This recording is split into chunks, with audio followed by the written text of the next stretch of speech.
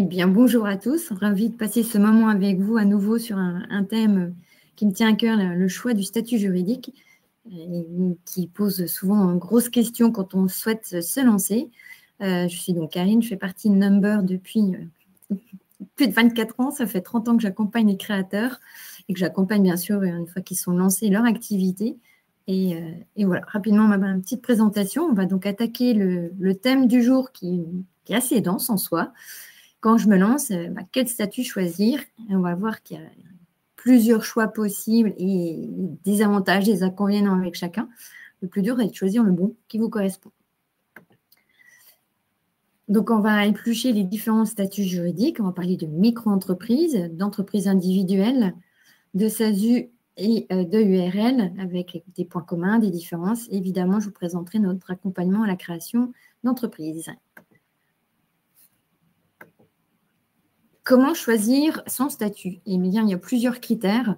Il n'y a pas une réponse unique, hélas. Il y a plusieurs choses qui vont impacter à la fois l'activité en elle-même, l'activité qu'on va réaliser, mais aussi et surtout sa situation personnelle, puisqu'il faut allier vie pro avec vie perso. Ça, c'est très important. Dans le premier choix, on va déjà se poser la question sur la taille de développement, quel est son projet à court terme, moyen terme, quel va être son volume d'activité par rapport à ça. On va aussi se poser la question sur soi-même, sa protection sociale. Quel est mon objectif à moi? Est-ce que c'est d'avoir une meilleure garantie, d'avoir une garantie santé? J'ai des problèmes de santé, il faut que je sois bien couvert sur ce point-là, ou au contraire, je suis en pleine forme et tout va bien. Est-ce que je suis proche de la retraite? Est-ce que je démarre seulement ma carrière? Et quel est aussi le contexte de ma famille par rapport à une mutuelle, par rapport à la protection à mettre en œuvre? Il y a aussi la responsabilité du dirigeant. Est-ce que je souhaite vraiment mettre une barrière, protéger ma vie privée, mon patrimoine privé de ma vie professionnelle, du coup du patrimoine et du risque professionnel? Il y a aussi le statut fiscal. Et on va regarder aussi si on a d'autres revenus, si on a d'autres activités en parallèle qui peuvent avoir un impact sur le choix. Un point essentiel qu'il faut surtout ne jamais oublier, c'est aussi l'image de l'entreprise. Quelle image je souhaite donner, comment je souhaite qu'elle soit perçue par mes partenaires, par mes clients. Enfin, tout ça me permet de développer mon activité. Et évidemment, savoir estimer son chiffre d'affaires au début ou au fur et à mesure de l'évolution à moyen et court terme. Donc, différents critères qui vont me permettre de se positionner vers tel ou tel statut juridique. On a 4 choix possibles. À la fois, c'est pas beaucoup et c'est déjà énorme par rapport aux avantages et inconvénients de chacun. On a soit une entreprise individuelle, soit une société. Dans l'entreprise individuelle, on a 2 systèmes. On a le système micro-entreprise et le système entreprise individuelle classique. On verra dans les slides suivantes quelle est la différence entre les deux. Ça veut dire que je crée mon nom propre. J'applique mon nom et quelque part un petit peu mon patrimoine privé, on le verra. Et alors, je peux aussi créer une société. Je fais naître une personne morale avec le choix soit de l'URL SARL, soit de la SASU SAS. On verra la différence entre ces 2 types de structures de société. À chaque présentation, on aura un aspect juridique, un aspect fiscal, comment ça fonctionne d'un point de vue fiscalité et d'un point de vue social, à quel régime j'appartiens et quel est le mode et l'impact cotisation sociale sur mon régime fiscal. Et évidemment, on parlera aussi de TVA. On va commencer par le plus simple, la micro-entreprise. La micro-entreprise est une entreprise individuelle, mais avec un système déclaratif très simplifié. Pardon, vive les variations de température. C'est très simple, un formulaire à remplir en ligne. Et par la suite, d'un point de vue administratif, j'ai très peu d'obligations. Je dois juste tracer mon chiffre d'affaires, le déclarer pour payer mes cotisations sociales auprès de l'URSSAF. Et c'est aussi mon chiffre d'affaires qui va être retenu pour mon calcul d'impôt revenu. Dans quel cas choisir cette solution simple? J'ai besoin de tester mon activité. Je ne suis pas sûre qu'il y ait un marché. Je ne suis pas sûre de savoir comment le mettre en œuvre, le commercialiser. Je vais tâtonner, je vais tester. Donc, c'est un système simple pour se lancer. Ou alors, on est déjà en parallèle salarié, on a un autre statut et ça va être une activité secondaire, donc avec un potentiel et un volume d'activité vraiment minime. Mais si c'est mon activité principale, il faut vraiment, si c'est ma seule source de revenus, il faut vraiment se poser la question d'être en adéquation avec le côté simple, mais aussi avec le côté impact social et fiscal. N'hésitez pas à poser vos questions dans le chat au fur et à mesure. À nouveau, très simple, à nouveau, on ne trace que le chiffre d'affaires. On a donc l'obligation de déclarer son chiffre d'affaires tous les mois, tous les trimestres. Ça, c'est un choix de rythme que vous ferez lors de la création de la micro sur le guichet unique, le formulaire à remplir. Et cette déclaration de chiffre d'affaires va générer des cotisations sociales qui va donc vous amener une protection sociale. Vous allez cotiser pour l'allocation familiale, la maladie, la retraite, de la prévoyance. Tout ça basé à nouveau sur la valeur du chiffre d'affaires déclaré. Et d'un autre côté, on va donc payer de l'impôt revenu sur toujours cette valeur chiffre d'affaires, soit en faisant ce qu'on appelle le prélèvement libératoire, donc on verse tous les mois ou tous les trimestres, selon le rythme défini ici, en même temps que ces cotisations sociales, ou alors je déclare ce chiffre d'affaires-là au moment où je fais ma déclaration d'impôt sur les revenus et je soumets cette valeur chiffre d'affaires à le taux d'imposition que subit ma famille sur les revenus.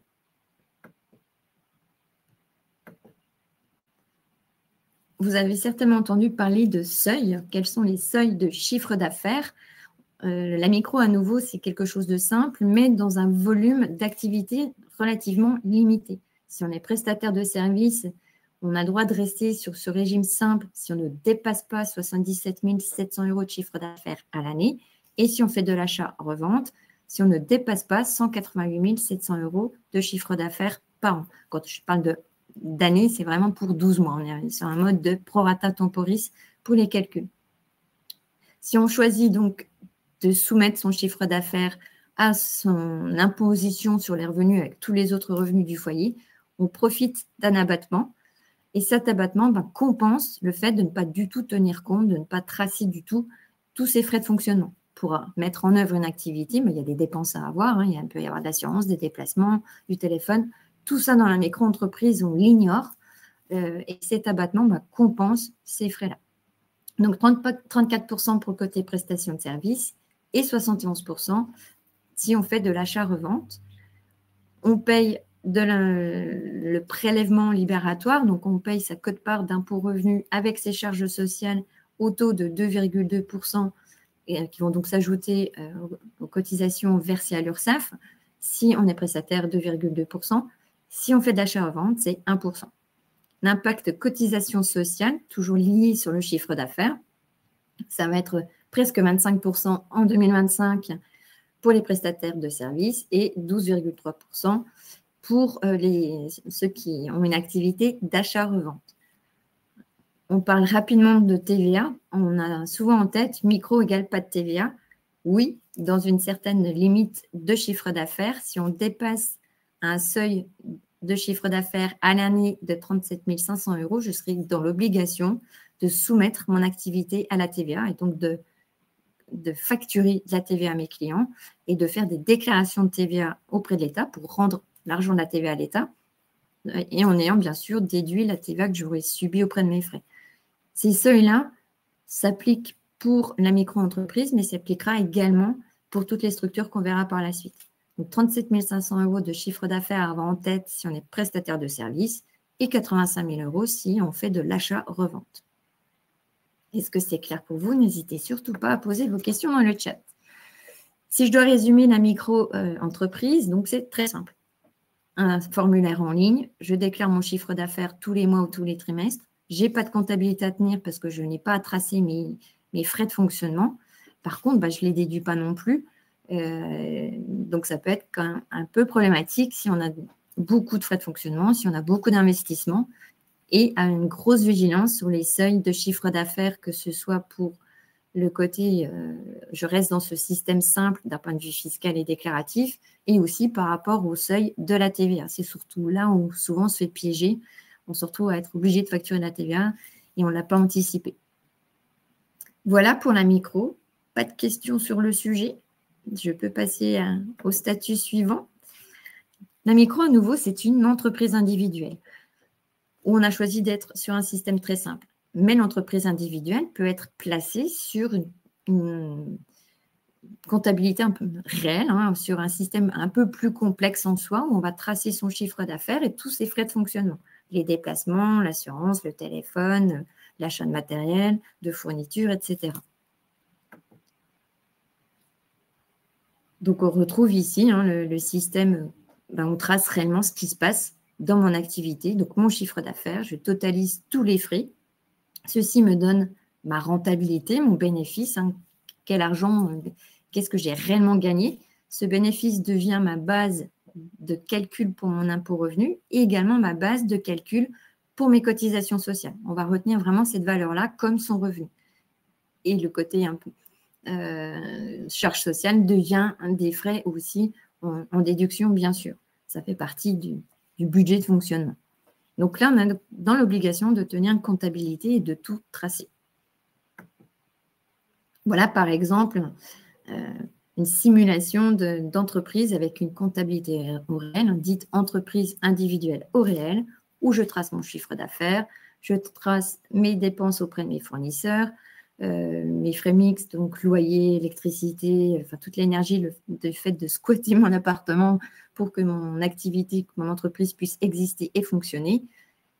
J'impacte évidemment mes cotisations sociales et de là, ça donne donc vraiment mon bénéfice, mon revenu, et c'est sur ce revenu-là que mon impôt revenu va être calculé et mes charges sociales également qu'on retrouve ici en budget des frais déduits.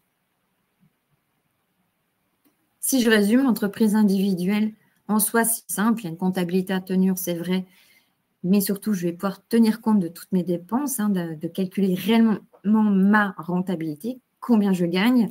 Par contre, on subit un peu les chiffres en fin d'année. On parlait de comptabilité, d'année comptable, donc d'un premier jour jusqu'au dernier jour. Sur toute cette période-là, je trace chiffre d'affaires, frais pour calculer mes revenus et je subis en fin de période, je n'ai pas de système d'optimisation. Je ne fais que déduire les frais au fur et à mesure. Est-ce que vous avez des questions sur l'entreprise individuelle ou réelle? N'hésitez pas à les poser dans le chat. Est-ce que c'est clair pour tout le monde avant que je passe sur les systèmes suivants? Bon, a priori, ça a l'air bon. Je vais maintenant parler de société. Donc là, l'entreprise, c'est mon nom propre. J'implique quand même mon patrimoine privé. J'ai un peu de confusion entre ma vie professionnelle et ma vie privée.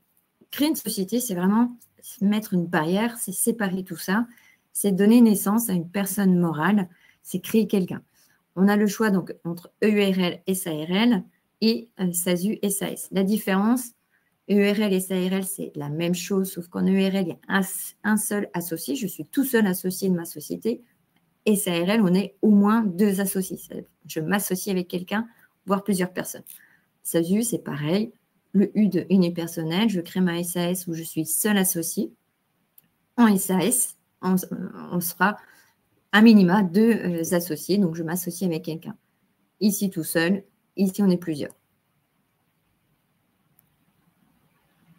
Fonctionnement de la société, que l'on soit en EURL, SARL ou en SASU, SAS, au quotidien, c'est strictement la même chose.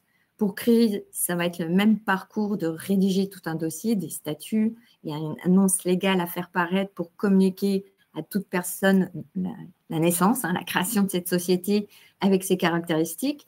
Ce dossier à déposer auprès du greffe pour qu'elle existe, qu'elle soit immatriculée. Ça, c'est identique, quelle que soit la typologie de la société.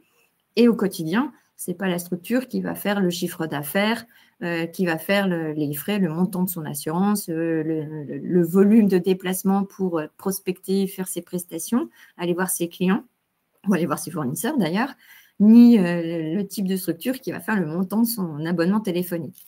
Au quotidien, c'est strictement la même chose. Et dans les 2 cas, on a l'obligation de tenir une comptabilité au réel, donc de tracer à nouveau vraiment son chiffre d'affaires, sa facturation, tous ses frais, tous les frais de fonctionnement, tous ses achats, toutes ses dépenses. Et dans les frais, on aura également en déduction la rémunération et les cotisations sociales liées à ma rémunération de dirigeant. De là, on va avoir le calcul de la rentabilité, du bénéfice, et la société va être fiscalement autonome elle va elle-même payer son propre impôt sur le bénéfice, sur la rentabilité dégagée. En gros, c'est 15% jusqu'à 42 500 euros de rentabilité, de bénéfices dégagés sur une année, sur 12 mois. Et tout ce qui va dépasser les 42 500 euros de bénéfices sera, lui, taxé à 25%. À nouveau, tout ça n'est pas du tout influencé par le statut en lui-même de URL-SARL ou de SASU-SAS. Une fois qu'on a calculé la rentabilité nette, on doit, en tant qu'associé, définir ce que devient ce bénéfice. On peut soit choisir de le récupérer en dividende. J'ai investi, j'ai créé ma société, ça me permet d'avoir ma rémunération, ma protection sociale de dirigeant, mais la rentabilité, je le récupère parce que j'estime mériter de récupérer les efforts de mon travail. Ou alors, je le laisse à la disposition de la société. C'est ce qu'on appelle les réserves. Ça permet à la société d'avoir une réserve pour investir, continuer de se développer par la suite. Et on a le choix aussi de dire un petit peu de réserve et un petit peu de dividende. Ce n'est pas ou l'un ou l'autre, ça peut être un mix des deux, bien sûr. À nouveau, tout ça n'est pas influencé par le statut juridique. C'est vraiment commun pour tout type de société, qu'on soit en EURL, SARL ou en SASU, SAS. Est-ce que c'est clair par rapport au fonctionnement d'une société? Toujours pas de questions? Il y a quand même une grosse différence entre l'EURL, SARL d'un côté et la SASU, SAS de l'autre. C'est la protection sociale du dirigeant. On ne sera pas affilié aux mêmes organismes et le calcul de cotisation sociale sur ma rémunération ne sera pas du tout mis en œuvre de la même manière si je suis en URL par rapport à si je suis en SASU. En URL, je vais être affiliée, donc ce qu'on appelle le régime des indépendants. Je vais être affiliée à l'URSSAF des indépendants. L'impact cotisation sociale est vraiment moindre. On est sur du 45% par rapport au salaire net. Traduire, si je fais un virement du compte de ma société vers mon compte privé au titre de ma rémunération pour 1 000 euros, donc ça fait une charge de 1 000 euros pour ma société et moi j'ai 1 000 euros pour vivre, à ça vont s'ajouter donc 45%, donc 450 euros de frais de charge de cotisation sociale en plus. Donc une enveloppe de 1 450 euros pour la société. À l'inverse, dans le cadre de la SASU, je vais être affiliée au régime général, traduire, je vais rester assimilée salarié cadre, donc je vais continuer de profiter de la sécurité sociale que l'on connaît, de la CPAM. Je vais cotiser auprès de la caisse des retraites des cadres, prévoyance des cadres. Par rapport à un statut de salarié lambda, je ne cotise pas au chômage, je n'acquiers pas de nouveaux droits au chômage. C'est la seule différence par rapport à un salarié classique cadre. L'impact, il est quand même énorme en termes de taux de cotisation sociale. On est sur un impact de 80% du salaire net versé. Je reprends le schéma, je me fais un virement de 1 000 euros de mon compte privé, du compte de la société, vers mon compte privé, pour avoir 1 000 euros pour vivre par mois. À cette charge de 1 000 euros de salaire net s'ajoute 80%, donc 800 euros de cotisation sociale en plus pour la société, donc une enveloppe globale de 1 800 euros versus les 1 450 euros qu'on a ici. Et j'ai toujours que 1 000 euros pour vivre par mois. La différence, elle est vraiment liée au niveau de la protection sociale. Dans le cadre de l'EURL, on a des droits un petit peu moindres en termes de maladies. On a des carences maladies un peu plus longues. En termes de retour par rapport à la retraite, le montant de ma pension retraite va être un petit peu moindre par rapport au statut de salarié. On peut améliorer sa protection sociale pour compenser ces petits écarts par des contrats d'assurance que l'on souscrit sur sa tête pour avoir une meilleure retraite, pour avoir une meilleure mutuelle, une meilleure prévoyance, pour avoir vraiment les garanties que j'attends par rapport à mon objectif de vie et là où j'en suis dans mon plan de carrière retraite, par exemple, ou par rapport à la situation santé de ma famille. Versus la SASU, on est un petit peu dans le droit commun de la retraite, de la sécurité sociale, donc droit maladie et droit prévoyance, où là, on est dans le schéma classique. On a vu tout à l'heure qu'une fois qu'on a donc pris son chiffre d'affaires, déduit tous ses frais de fonctionnement, toutes les dépenses, déduit également son salaire et ses charges sociales. On a le bénéfice net sur lequel on applique l'impôt sur les bénéfices de 15%, puis 25% si on dépasse les 42 500. Le net de net de net, la rentabilité nette de tout, permet de pouvoir percevoir des dividendes. Là aussi, on a une grosse différence entre les deux structures, entre l'EURL et la SASU. Dans le cadre de l'URL, ça va être considéré comme de la rémunération. Ça va subir également 45% de cotisation sociale sur le montant perçu sur les dividendes. À l'inverse, dans le cadre de la SASU, on va pouvoir mettre en place un système dit de flat tax. Ça va être soumis aux prélèvements sociaux et à une quote-part d'impôt sur les revenus. Le tout, c'est plafonné à 30%. Pour l'instant, à voir évidemment une fiscalité à venir. En tout cas, ça me coûte nettement moins cher de récupérer la rentabilité sous format de dividende dans le cadre de la SASU. Pardon. Si je résume, l'URL, ça me coûte moins cher en cotisation sociale au fur et à mesure de l'année par rapport au salaire, à la rémunération dont j'ai besoin pour vivre, que je me verse. Ça coûte plus cher en SASU. On a un delta quand même assez important sur le taux de cotisation. À l'inverse, la protection sociale est moindre en URL. On peut la gommer, on peut compenser cette diminution de protection sociale par des contrats d'assurance. Ici, on est sur du contrat classique, sur un statut salariat assimilé salarié, donc droit du commun classique. Par contre, la rentabilité me coûte beaucoup plus cher en EURL. Elle subit des cotisations sociales de 45%.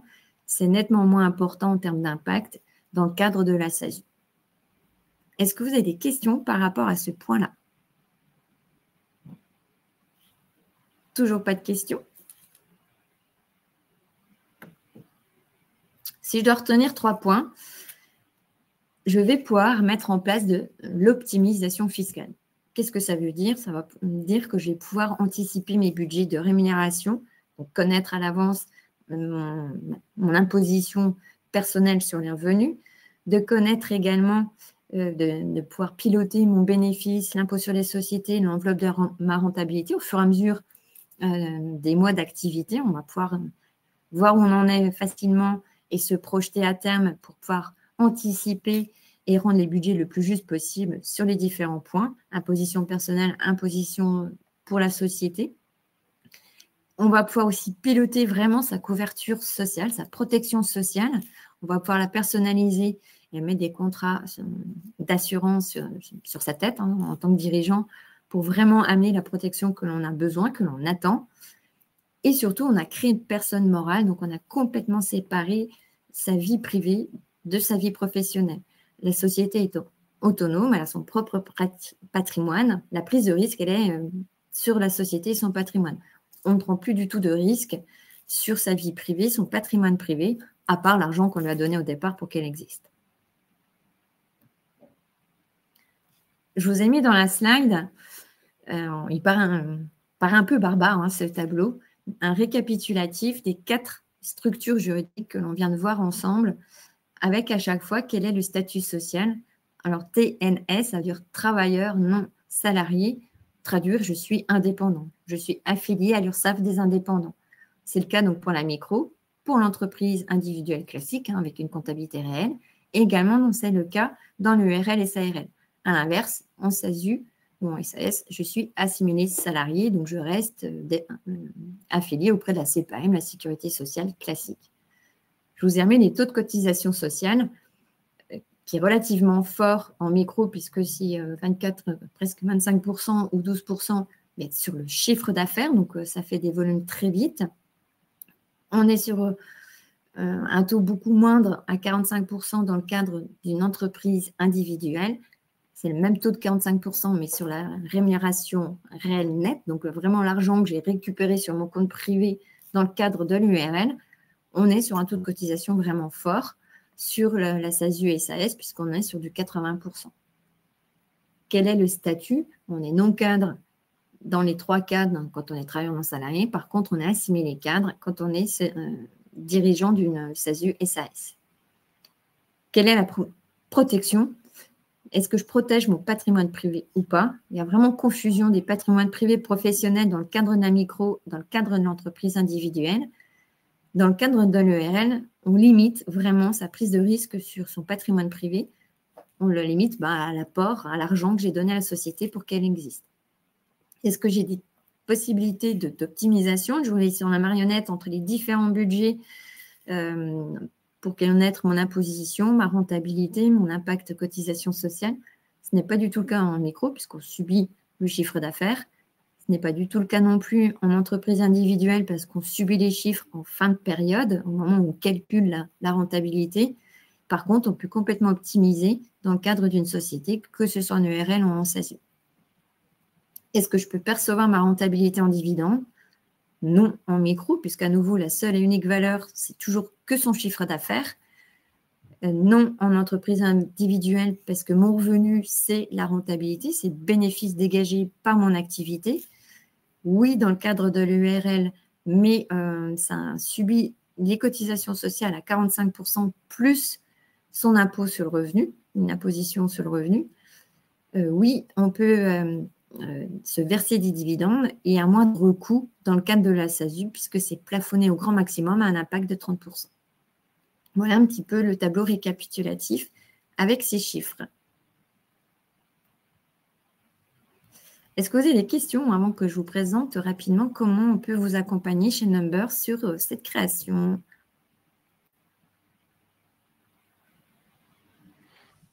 Alors, je vois la question donc, de Mariam. Effectivement, le fait de créer son activité dans le cadre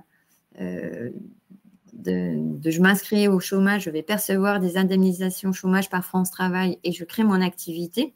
Donc, dans ce cadre spécifique, il y a vraiment un timing à bien respecter. Hein, c'est sortir de l'effectif de son employeur, s'inscrire à France Travail et seulement créer, immatriculer sa société ou même son entreprise individuelle.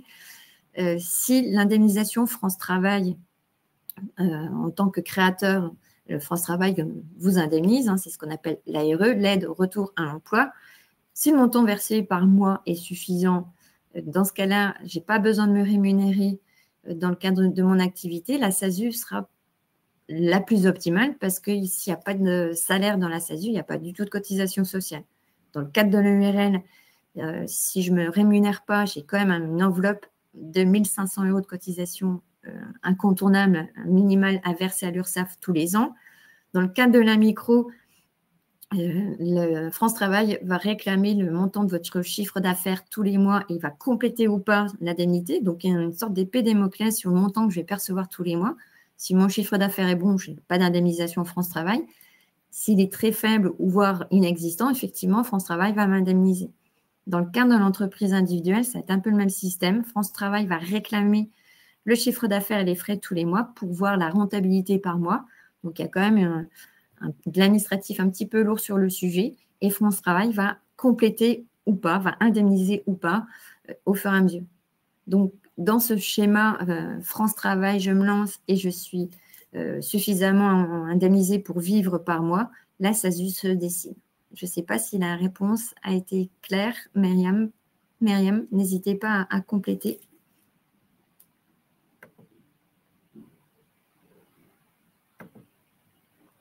Est-ce que vous avez d'autres questions?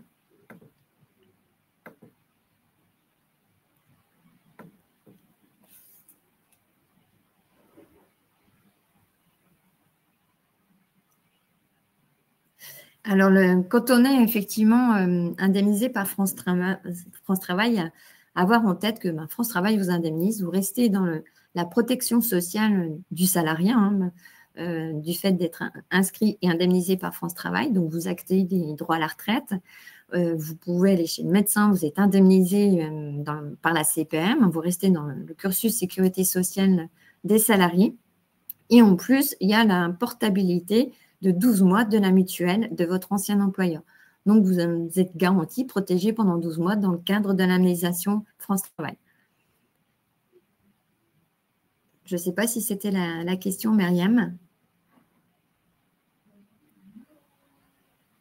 Très bien. Est-ce que d'autres personnes ont d'autres questions? N'hésitez pas à les poser dans le chat ou dans le point question.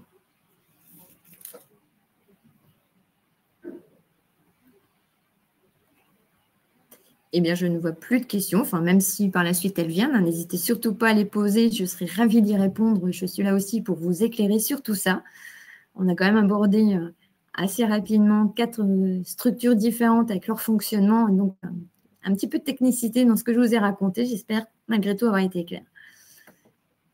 Je vais vous parler maintenant rapidement de l'accompagnement à la création que l'on met en place chez Number. Et dans le cadre du partenariat que l'on a avec Comet, sachez que toute cette phase d'accompagnement, de choix de structure juridique, donc de ces rendez-vous conseils pour déterminer quelle structure créer pour se lancer est offert et totalement gratuit, ainsi que la partie rédactionnelle si c'est une société qui se dessine. Donc, rédiger les statuts, l'annonce légale, tout ça est offert également. Number, c'est donc, comme vous voyez, je ne suis pas toute seule, mais un certain nombre de collaborateurs en France. On est implanté sur 18 villes. On existe depuis plus de 20 ans maintenant, 24 ans pour être très précis. On crée à peu près 3500 entreprises, sociétés par an. Dans nos portefeuilles, ce sont plus de 70% de créateurs qu'on accompagne bien sûr par la suite, ce qui représente à peu près 25 000 entrepreneurs accompagnés à l'heure actuelle, et donc 18 villes, dont Strasbourg, que je représente aujourd'hui, qui a ouvert ses portes au mois de mars de cette année. Les étapes pour créer une entreprise, enfin créer une société, on va d'abord, avec vous, prendre vraiment le temps de vous expliquer les différents statuts, de vous découvrir votre vie, vos besoins, vos attentes, votre projet, votre activité, vos espérances de développement pour choisir, selon les critères que l'on a vus tout à l'heure, le statut qui est le plus optimal. On va aussi se pencher bien sûr dans les choix, le choix du régime fiscal et social qui va en découler. Si c'est une société, on va rédiger pour vous les statuts et tout le dossier. On parle souvent de statuts, mais il y a d'autres documents. Bien sûr, on s'occupe de l'intégralité. Cette étape, pour vous, est vraiment très, très simplifiée. On vous demande vos coordonnées. On a 2-3 documents, mais très simples. Justifie son domicile, carte d'identité, ce genre d'informations. Vous vérifiez, vous signez tout ça à distance. On s'occupe vraiment de tout le parcours. Dans l'étape, il y a déposer son capital. Pour créer une société, vous devez lui donner de l'argent pour qu'elle ait de la trésorerie au départ à disposition pour faire face à ses premiers frais. Ça aussi, on vous simplifie complètement cette étape-là. On dépose tout le dossier auprès du greffe. On fait paraître l'annonce légale. On dépose vraiment, on fait tout ce qui est administratif, incontournable, obligatoire. Et vous récupérez l'extrait CAPIS. Toute cette phase-là est offerte chez Number grâce au partenariat Comet. Il n'y a que les frais des tiers, traduire les frais à payer auprès du greffe et à payer au journal d'annonce légale que vous auriez à payer si vous faisiez tout seul.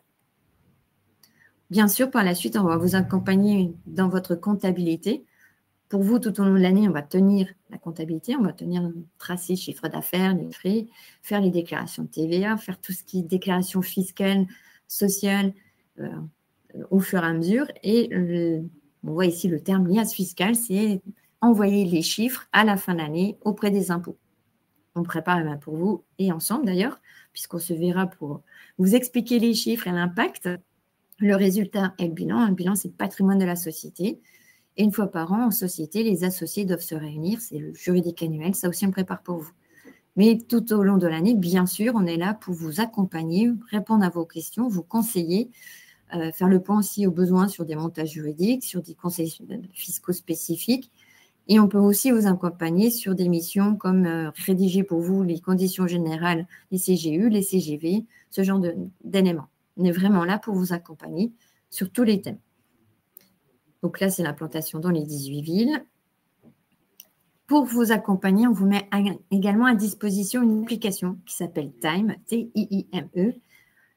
Pour vous, ça va être un outil 360, très simple, très ludique à prendre en main et qui va vous permettre d'avoir dans votre poche sur le smartphone ou sur votre ordinateur l'outil très efficace pour facturer, faire un devis, facturer en quelques clics ses clients, savoir où vous en êtes, les relancer, voir l'encours, pérenniser sa trésorerie parce que vous avez talonné vos clients et qui vous règlent au fur et à mesure de ce qu'ils vous doivent, mais également tracer ses achats, tracer toutes ses dépenses. On a une photo, nous transmettre et déposer les justificatifs et tout ça se relie avec les transactions. Vous savez exactement où vous en êtes en trésorerie, en dépenses à débiter par la suite et en trésorerie encaissée auprès de vos clients.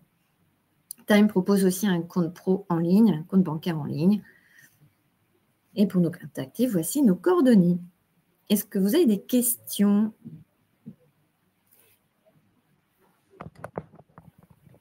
Merci beaucoup, Karine. Moi, j'aurais 2 questions.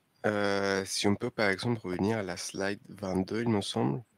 C'est la slide avec le timing, je me permets. Ah, Celle-ci. bah, je suis en train de bouger, ça ne marche pas si tu le fais en même temps. Oui, Parfait. très bien. Sur celle-ci, la question, c'est, imaginons je suis freelance et l'équipe de Comet m'a mis en contact avec un client.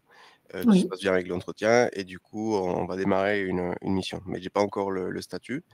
Là, du coup, dans le timing, imaginons que, le démarrage de la mission, c'est, ASAP. Dans le timing, combien de temps il y a de délai entre, par exemple, la rédaction des statuts et le moment où je peux, officiellement démarrer la mission? Notamment avec, la publication dans l'annonce, légale, c'est quoi le délai en nombre de jours, par exemple? Alors, le délai en soi, ça peut être vraiment très rapide. J'ai envie de dire, je renvoie la balle. Ça va dépendre aussi de la réactivité de notre créateur. S'il nous donne les éléments très rapidement, bah, ça va aller très vite. Bon, ça paraît idiot, mais si on court après un justificatif de domicile ou la photo de la carte d'identité en bonne et due forme, voilà. Généralement, cette partie choisir le statut juridique, connecte des informations pour rédiger, ça peut aller très vite, ça peut être dans la journée, voire 2 jours.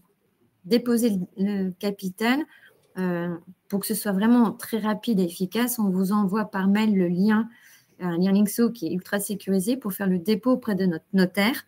Dès que le notaire a l'argent sur le compte séquestre, évidemment, on travaille avec son compte séquestre. En parallèle, nous, évidemment, on lui envoie tous les justificatifs pour qu'il fasse le lien entre l'argent et les documents et votre société. On récupère l'attestation sous 24-48 heures. Donc, on va mettre 2 jours par prudence, donc 2 jours ici à peu près par prudence, 2 jours ici par prudence. En gros, en 4 jours, on peut déposer le dossier auprès du greffe. Et hélas, l'étape ultime de récupération du CABIS dépend de la région, enfin du département et du greffe dans lequel on est situé. Il y a des villes où c'est très, très efficace, on l'a le lendemain. Et je représente le département le pire au monde, enfin le pire en France, ou l'Alsace, où là c'est 3 mois. Mais le fait d'avoir déposé les documents sur la plateforme guichet unique, on récupère ce qu'on appelle la synthèse avec toutes les informations, toutes les caractéristiques. Ça prouve que la société est en cours d'immatriculation, donc l'activité peut être démarrée, même si on n'a pas récupéré encore le CABIS. Le CABIS, c'est la carte d'identité de la société sur laquelle on va retrouver ses coordonnées, dénomination, adresse, les coordonnées de son dirigeant et surtout son numéro d'identification, c'est le SIREN. Pour faire le parallèle en tant que nous, personnes physiques, c'est en gros le numéro de sécurité sociale de la société. Alors effectivement, il y a des clients pour qui vous avez travaillé qui exigent l'extrait CABIS. D'autres se contentent de cette synthèse, la preuve de dépôt de la demande d'immatriculation sur le guichet unique de l'INPI, et ça permet de démarrer la mission. Parfait, merci beaucoup quand même pour la réponse. J'avais vu une autre slide, c'était, celle-ci sur le compte pro. Est-ce que tu Oui, peux nous faire un rappel, justement sur, l'obligation ou pas d'avoir un compte pro en fonction de si on est en micro-entreprise ou en société? alors exactement. Alors si on est en société, clairement, la société a l'obligation d'avoir son propre compte bancaire à son nom. Et pour ouvrir un compte bancaire auprès d'une banque, que ce soit taille moyenne ou une autre, il faudra transmettre ses statuts, les fameux extraits CABIS, ça c'est incontournable, et évidemment sa pièce d'identité et justificatif, 2-3 documents demandés par les banquiers.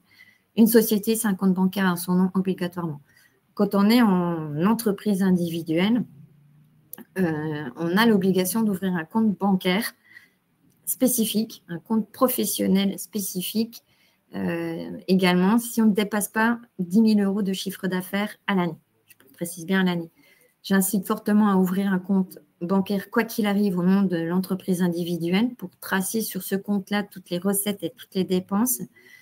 Pour isoler le côté argent privé sur son compte privé et pas confondre chiffre d'affaires et ce que j'ai le droit de dépenser une fois que j'ai défalqué tous mes frais réellement de fonctionnement. Et c'est fortement apprécié en cas de contrôle fiscal, puisque il retrace toutes les transactions sur un même et unique compte bancaire sans confusion avec la vie privée. Merci beaucoup. Et pour pouvoir déclarer tout ce qui est fiscal et social, il faut un compte bancaire pro. Donc, c'est fortement recommandé. Parfait. Et la dernière question, c'est par exemple, il me semble que, imaginons je suis freelance, j'ai déjà mon expert comptable. Est-ce qu'il y a des périodes dans l'année où, c'est plus facile, plus simple de changer d'expert comptable? C'est quoi les saisonnalités ou les meilleures périodes? Alors, effectivement, je suis déjà engagée avec un expert comptable. Ça veut dire qu'on a contracté ensemble avec mon expert comptable. On a un métier qui est réglementé. On a l'ordre des experts comptables qui est là, qui nous impose des règles de déontologie pour vraiment protéger les entrepreneurs, être sûr que quand ils sont accompagnés, c'est dans les règles de l'art et que tout se passe bien avec leur expert comptable. Le document qui lie un entrepreneur et son expert comptable, c'est une lettre de mission. Dans la lettre de mission, il y a les règles du jeu de démission. Souvent, il faut démissionner en recommandé 3 mois avant la date de la fin d'exercice. Sinon, il y a tacite reconduction, donc on se retrouve engagé par la suite. On peut démissionner malgré tout, mais certains experts comptables imposent une indemnité qui est 30% ou 20% des honoraires non perçus parce que le client s'en va avant la date. Ça, c'est les règles, on va dire, d'usage qui existent de moins en moins, heureusement. Chez Number, par exemple, nous, on a misé complètement autre chose, c'est qu'on est sans engagement. Évidemment, on a quand même cette obligation de contracter la lettre de mission. On a un contrat avec le tarif et les obligations de chacun, mais nos clients entrepreneurs sont libres de partir à tout moment par simple recommandé. Parce qu'on ne se voit pas kidnapper un client jusqu'à la fin si on ne lui convient pas. On mise sur la satisfaction avant tout. Parfait, bien, merci beaucoup pour tes réponses. C'est mes 3 dernières questions, mais n'hésitez pas si du coup dans le public si vous avez d'autres questions. Entre-temps, du coup, je vous ai mis le dernier sondage, juste pour avoir un petit peu votre avis par rapport au webinaire. Moi personnellement de mon côté, donc c'était très clair. Je pense que c'est pour ça qu'il y avait pas beaucoup de questions. Donc merci beaucoup Karine pour ton temps et la présentation. Donc dans ces slides, vous Merci. avez du coup le numéro national de Number. Je vous ai mis dans le chat la page, partenaire du coup où vous pourrez, renseigner que vous venez de la part de Comet pour avoir le rendez-vous gratuit, son engagement et tous les avantages, que Karine vous a expliqués. Le replay sera envoyé aussi à tous les inscrits et sera aussi publié sur notre chaîne YouTube, à Comet. Je pense pas qu'il y ait d'autres questions pour le moment. Est-ce que de ton côté, tu as un petit mot de la fin, Karine? Alors, je vais juste préciser effectivement sur cette page-là, vous voyez un 01 53 avec j'ai envie de dire, c'est un numéro national. Bien évidemment, j'ai parlé des 18 villes. On a forcément une agence près de chez vous et vous serez redirigé vers l'agence la plus proche. Mais quelle que soit l'agence chez nous, on a le même ADN, le même mode de fonctionnement et ce côté gratuit de l'accompagnement à la création. Donc, n'hésitez pas à en profiter et contacter les numéros qui sont affichés. Et le dernier mot, merci de m'avoir permis d'exposer ce qui me tient à cœur, le choix des statuts juridiques. S'il n'y a pas de questions, j'espère vraiment que c'est parce que j'ai été claire et que je n'ai pas endormi tout le monde. En tout cas, n'hésitez pas à venir vers moi ou vers Number pour toute question. On sera ravis d'y répondre, même par la suite, bien sûr, avec plaisir. Merci Karine et du coup, comme tu le mentionnais, donc Number est présent dans plusieurs villes, dont Nantes. Et du coup, il y a un event, le mardi prochain, dans une semaine, dans lequel je serai accompagné de ma collègue, Mathilde. Donc on sera présent directement sur place, à Nantes. Donc si jamais dans le public, il y a des personnes, qui sont à Nantes, n'hésitez pas à venir nous faire coucou et encore une fois, du coup, Karine, merci beaucoup pour ton temps, pour ta présentation Avec plaisir. et peut-être à une prochaine fois. À très bientôt, avec plaisir, quand vous À très voulez. bientôt. Au revoir à Très tous. bien. Bonne journée à tous et bon appétit. Merci beaucoup. À la prochaine.